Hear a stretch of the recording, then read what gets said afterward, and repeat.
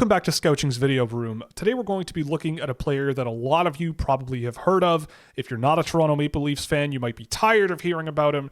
But recent first-round pick for Toronto, Easton Cowan of the London Knights.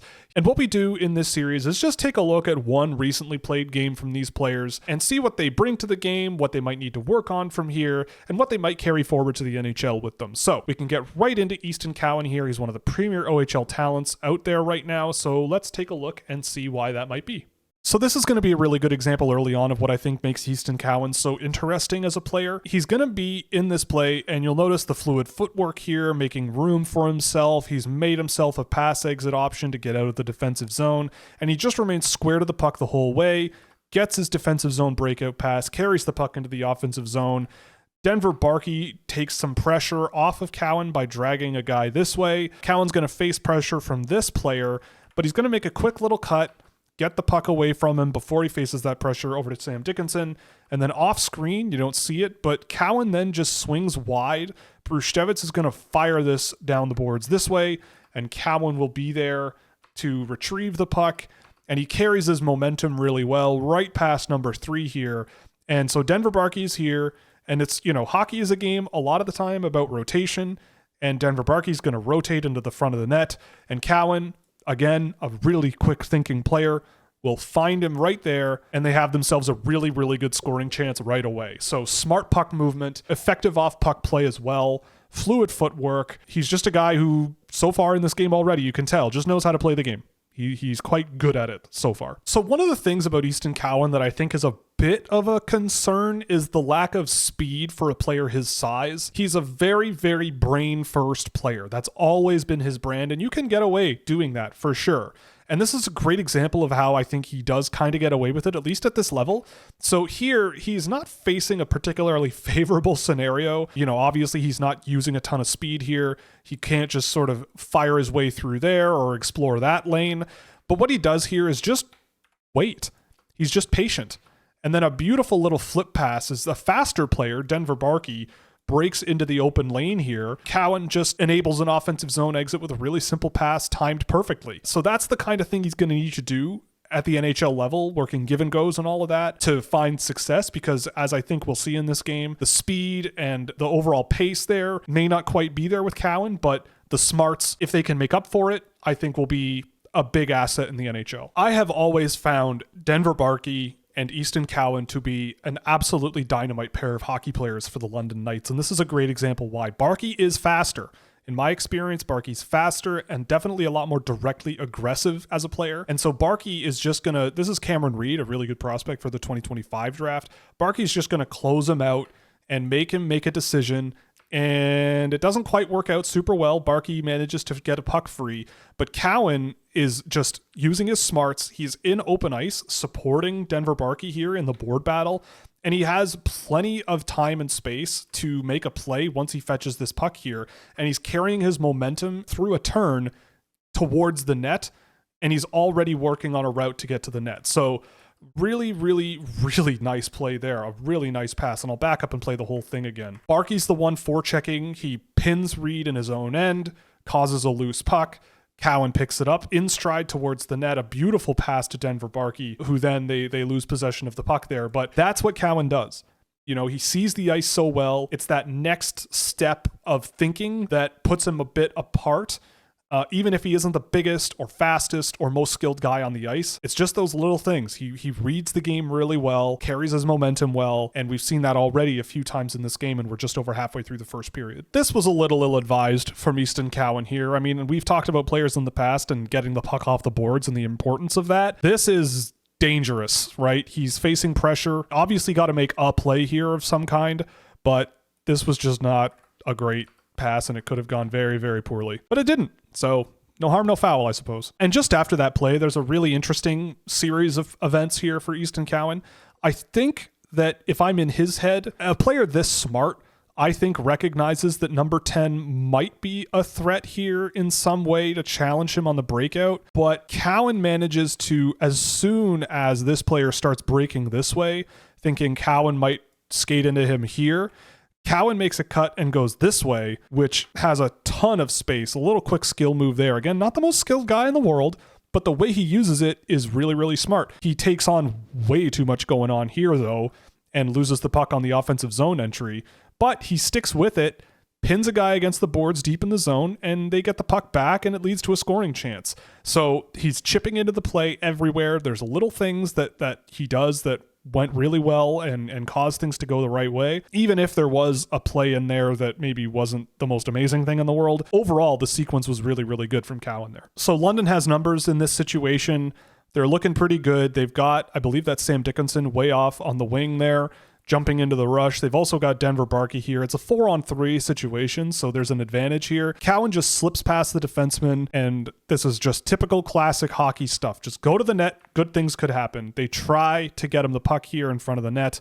It just doesn't work out, but simple, effective hockey. Go to the net, be square to the puck, stick on the ice, good things will happen. Good teammates will find you. This is another situation I've seen Easton Cowan do a billion times, and he does it really, really well. Again, there isn't a tremendous amount of speed in his game, but there almost doesn't have to be, especially at this level. This is a play where you go, how is he going to get out of this, right? It's a 3-on-1. He's got Haltonen down here, but I mean, ideally, you have this player as a stick-checking threat. This guy's not going to let him carry it. Luca Romano here, could cut back and challenge him a little bit more, but doesn't really take a lot of time to think about it. A little flip pass out to the boards, and Kasper Haltonen gains possession. So he turns a situation where he doesn't really have an advantage into something that isn't a turnover, which is half the battle a lot of the time in this sport. So Denver Barky was drafted by the Philadelphia Flyers, and I know he's not the subject of this, but he is an annoying hockey player, and I can definitely see why the Philadelphia Flyers drafted him, but this is a nice rush with the two of them, so they're really close together, but Denver dishes the puck off to Cowan. Cowan makes a really good skill move here to create some space, but if you see, Barky just straight up slashes a guy's stick in half and takes a penalty and kind of ruins the offensive rush, so unfortunate little turn of events there, but, really nice play from Cowan on that entry and playing off of defenders, using his skill to his advantage. That's all good stuff. I literally just said the words using his skill to his advantage. I don't know how often something like this will work out in the NHL against better defenders, but getting through defensive layers like that and managing to get your stick on the puck and get some sort of chance, anchor the puck in the offensive zone, you get an offensive zone face-off. It's a little thing. It might not mean a huge difference, but it does make a difference in the game. The value of quick thinking and making a good read of the ice when you're on the surface. Kitchener just kind of falls apart a little bit defensively here. I mean, you've got 3 guys collapsed really close to the goaltender. There's lots of space then in the offensive zone for London to play with. The puck comes right to Easton Cowan, and I mean, this is just, if he doesn't pass this to Kasper Haltonen for a one-time opportunity, it would be very, very problematic, but he very quickly makes that read. Haltonen gets a shot on net that could have gone in. This is just what he does. This is Easton Cowan. Again, a nice, really, really nice play facilitating an offensive zone cycle there, finding Haltonen down low.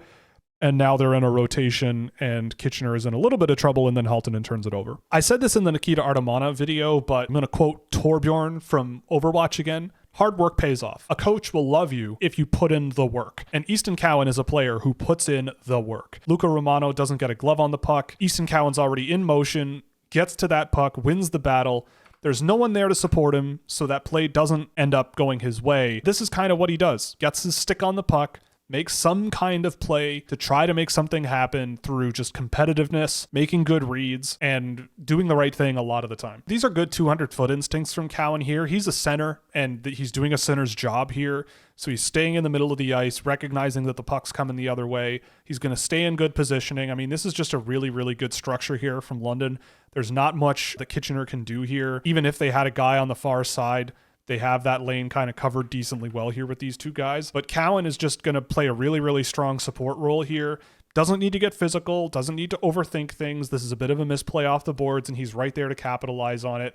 And then bang, the value of thinking quickly. And this is why I think Cowan should translate to the NHL perfectly okay. He makes that read. He just doesn't even really take that much of a look, but that's a very clean exit pass to Denver Barky and springs him on an offensive zone chance. And that very nearly could have been a goal, right? So these things add up with Easton Cowan, and this is what he brings to the game. It's just, I'll play it again from the start. Really good support, follows the play really, really well. He's in open ice, takes advantage of being in open ice, breakout pass, creates a scoring chance, basically. I mean, Barky creates the scoring chance, but Cowan starts the engine, basically, on that play. Just to highlight another time where Easton Cowan wins a race to a loose puck and throws it out in front. Blocked by the goaltender there, yeah, sure. but that's what he does. This is Easton Cowan hockey, winning those little races, making quick plays, trying to make things happen in the offensive zone. And there's another win, right? So Easton Cowan here, right this second, he's being covered in front of the net. But if you go forward literally a quarter of a second, he's got a stick in his gut, but no guy. And now he has a path to the puck. He has possession. Little tiny plays make such a big difference in the offensive zone even. Like that little pass behind his back to 24 along the boards. They now establish a cycle. Again, Easton Cowan facilitating play super, super well, making good plays. That's another really, really nice pass. I mean, the London Knights they just continuously are such a good team. And these guys are just running circles around Kitchener right now. I mean, I could just let you watch this. It's not even close. I mean, Cowan does end up leading to the turnover there, but let's back up because there was a few things going on there. Cowan, again, this little stop, he had his momentum carrying him this way, but he stops up, starts skating backwards into the corner. Woolley makes no mistake there. Cowan is alone. Nobody is really pressuring him. He has the time and space to try to think about doing something. He could send it to the front of the net and try to tip the puck in here, but what he does is sends the puck this way through a shooting lane. If there's a one-time threat there, which there is from Denver Barky, or at least another slot pass, that can be a dangerous chance. He then throws it back out to Woolley on the rebound, or sort of rebound, whatever you want to call it, deflection. Cowan makes another good read here. He's just winning every race to the puck, right? He's making good reads off the boards, getting to the puck before Kitchener can, and they're not really closing gaps on him much, and they're just allowing him the freedom to make quick reads and make quick passes. Here he gets out-muscled along the boards. Again, if I focused on just that, I wouldn't be a very good analyst, but all in all on that play, on that cycle, Cowan just chips in so well and makes a lot of those things happen. So lots to like with Cowan there. Ooh, jujubes. This is really good positioning from Easton Cowan here on the offensive zone breakout. So he's in the corner here, and you'll notice that he is putting himself in the way of not only if this player decided to rush the puck this way or maybe dish the puck to this guy who may be going this way, he has the ability and the footwork to push his way this way, but he uses the pass actually comes to this direction. That arrow is way too big. Going to Tanner Lamb on the exit here, and he closes that gap, causes a turnover. Tanner Lamb can't handle it, and they get the puck back. Sam Dickinson turns it over in his own end, but just to show it again, quick little cut, stick check, turnover. So this is an area where I am wondering a little bit about Easton Cowan when it comes time for the NHL at some point. It seems like he will be an NHL player at some point. You know, he's taking his time, inviting a lot of pressure onto himself. We'll see how that shakes out in the NHL. He is a guy who I think puts a lot on his own shoulders, but he does show a bit of quickness here, trying to get a rush going, but just skates his way into pressure here, gets double teamed and the puck's back in his own end. It's a little thing, and compared to the rest of his game so far, it's I think the first really not so great moment for him. But in general, a projection to the NHL with not the most amount of speed, not the most amount of size and resilience, maybe a bit of a question mark for him, but he can still find a role based on what he's shown in this game. Absolutely, no question. So this is coming off a bit of a chaotic situation for the London Knights. This is a bit of an extended cycle. Tanner Lamb had a nice entry here, but Cowan, this is a bit uncharacteristic. I mean, I figured that Cowan was going to just throw the puck back here to the weak side of the ice after he drags this pressure, but he just kind of softly backhands it to nobody, and they end up turning the puck over. But again, I don't want to nitpick too much, but that was just not what I expected. So in the episode about Sam Dickinson, I said that in our Discord server, we have a text channel called Does He Score? For players who are in a situation where they probably should score, and they do not. This is another really good example of it. Does Easton Cowan score here? I'm not picking on Easton Cowan at all in this situation. I just thought this was funny.